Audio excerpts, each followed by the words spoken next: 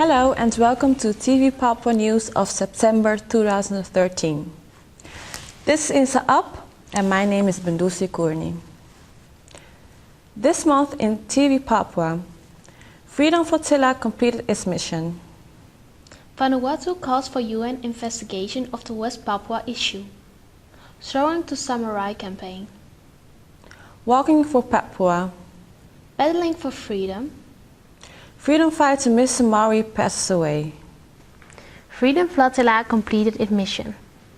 The original plan was to visit different places in West Papua, but under the threats of the Indonesian armed forces crew changed its plans.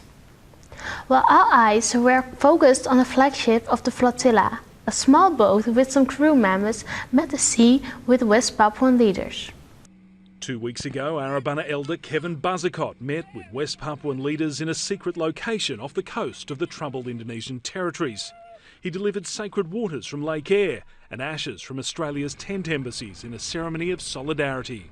The purpose was to go and free my brothers and sisters from the brutal attacks they were having in West Papua, and also to try to highlight that the Indonesian military and the government were doing to the people there. But as the Freedom Flotilla returned to Australia, Indonesian security forces moved in and arrested Papuans involved.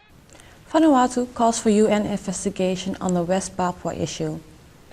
Vanuatu has called on the United Nations to appoint a special representative to investigate alleged human rights abuses in the Papua provinces of Indonesia and the political status, with its Prime Minister Mr Kalusil declaring that the West Papuans have been consistently denied any sort of recognition by the world body.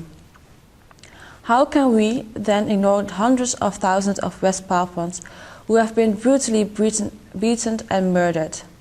The people of West Papua are looking to the UN as a beacon for hope. Let us, my colleague leaders, with the same moral conviction, yield our support to the plight of West Papuans. Now, we as members of the United Nations must call for these words to be translated into action. Mr. President, my government calls upon the United Nations to appoint a UN Special Representative to investigate alleged human rights in West Papua and its political status in the light of the controversies surrounding the UN Temporary Executive Authority administration established in the 1960s. Ever since the controversial Act of Free Choice, West Papuans have always been consistently denied any sort of recognition by the United Nations. It is clear from many historical records that the Melanesian people of West Papua were the scapegoat of Cold War politics and were sacrificed to gratify the appetite for the natural resources this country possesses. Today, they are still victims of the ignorance of the United Nations. Mr. President, if the UN representative, Mr. Otis Sanz, described the West Papuan issue as a cancer growing on the side of the United Nations and that his job was to remove it, it is very clear today, from what we have observed, that this cancer has never been removed but merely concealed. One day it will have to be treated. We must not be afraid if the UN has made mistakes in the past.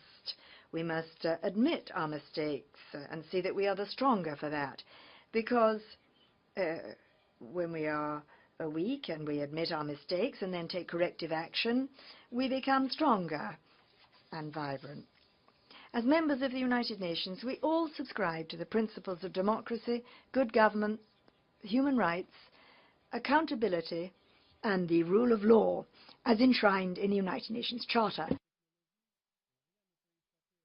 And in this age of technology, when nothing can escape the attention of civil society and governments, Mr. President, I ask, how then can we ignore the hundreds of thousands of West Papuans who have been brutally beaten and murdered? Mr. President, the people of West Papua are looking to the United Nations as a beacon of hope. We are now deliberating the issue of Syria. My dear fellow leaders, with the same spirit, let us express our support for West Papuans. It is time for the United Nations to move beyond its limits and rectify the errors of the past. Sorong to Samarai campaign. Human rights lawyer and Port Moresby Governor Paulus Prakop has launched the Sorong to Samarai campaign, which is striving for the independence of West Papua and the reconnection of Papuans of both sides of the border on the island of New Guinea. From Sorong to Samarai, we are one family. He said for 50 years, West Papuans have been suppressed on their own land. Now it's time for Papua New Guineans to mobilize and speak on behalf of their Melanesian family across the border. He revealed pertinent facts, including the fact that West Papua was never part of Indonesia during pre-colonial times. Indonesia got independence in 1947. When Indonesia got independence in 1947, it only covered Moluccas back west to Aceh, Sumatra, mainly the Dutch East Indies. It did not include West Papua. This is a pertinent fact that cannot be denied. He said Papua New Guinea is a regional power and it needs to stand up and take responsibility. The window of opportunity lies with the sub-regional body, the Melanesian Spearhead Group. He said he's doing his part on the political front and is hopeful that the West Papua agenda will be included in the Bali communique come October. I am in my part at the National Parliament doing my best to convince all the government caucus, including the Prime Minister, to be open and to raise the issue of West Papua. And I can report to you all that for the first time, we have a Prime Minister who is using the language of our people on the other side.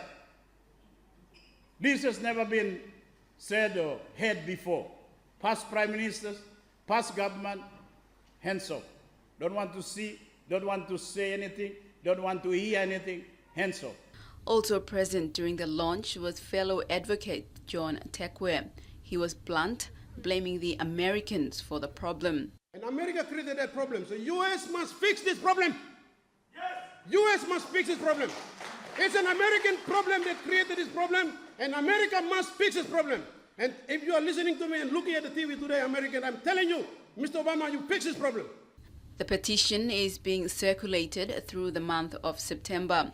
The signed petitions will be presented to government officials of PNG and MSG and other notable members of the diplomatic community. A special MSG meeting will convene in October, which ironically is the same month the Bali APEC meeting falls on. Meredith Kusa, National MTV News. Walking for Papua in the Netherlands. The Papua Netherlands community attended the Dam to Dam walk to create awareness for Free West Papua. A group over 100 people walked with Morning Star flag between Amsterdam and Zaandam. This year the walk was in honor of Geoffrey Cora, member of the Papua Netherlands community and very active in the West Papua freedom struggle. Still, his actions inspired old and young.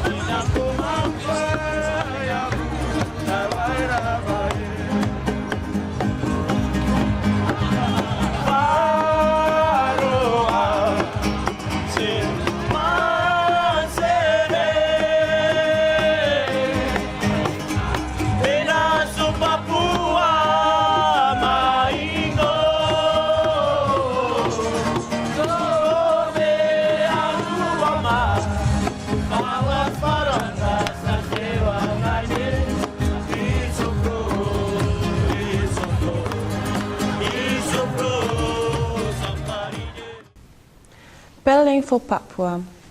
Jeremy Belly, a young Canadian man, is doing a storytelling bike tour across 7 countries: Canada, USA, Ireland, UK, Netherlands, Australia and New Zealand.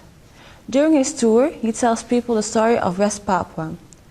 With Pedaling for Papua, he wants to contribute the growing international awareness campaign on the West Papua freedom struggle. During his visit in the Netherlands, a few people joined him for a small bit of his journey.